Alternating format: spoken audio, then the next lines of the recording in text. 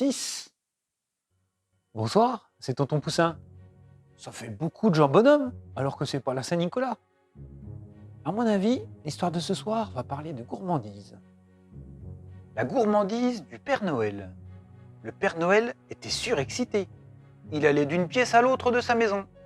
Il ouvrait les placards, ouvrait les tiroirs, montait 4 à 4 les marches de l'escalier, puis les redescendait précipitamment. « Mais où sont-ils? Mais où sont-ils » marmonnait-il. Dehors, les lutins rassemblés autour du traîneau, qu'ils avaient chargé de milliers de cadeaux, commençaient à s'inquiéter. Ils crièrent « Père Noël, vous allez être en retard !» Les rennes grattaient le sol, impatients de s'élancer dans la nuit étoilée pour le plus beau des voyages. Enfin, le Père Noël surgit, un sachet dans une main.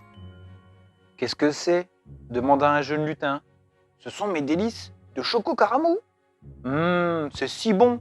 s'exclama le Père Noël en caressant le sachet de bonbons. Sans plus attendre, il en glissa un dans sa bouche. « Un jour, votre gourmandise vous jouera un tour » lui dit le lutin. Le Père Noël riait en s'installant dans le traîneau. Et hop, les rennes s'élancèrent dans le ciel.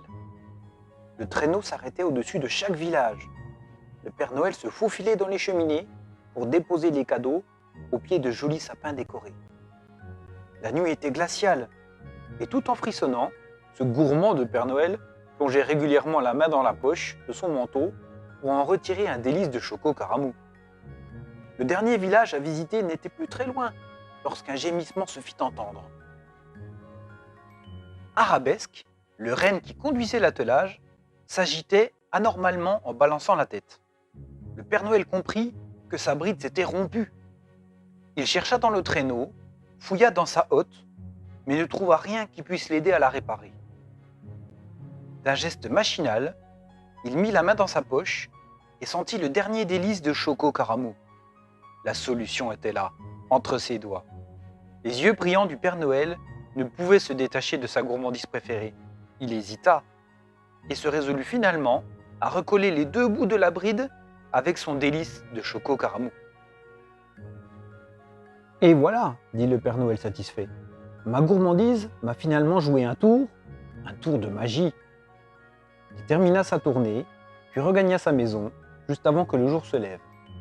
Là, il se glissa dans son lit, posa sa tête sur l'oreiller et trouva caché dessous un sachet de délices de choco caramou. Joyeux Noël, Père Noël. Voilà, c'est terminé. Noël est sauvé, le Père Noël a ses bonbons, et on apprend que la gourmandise n'est pas toujours un vilain défaut.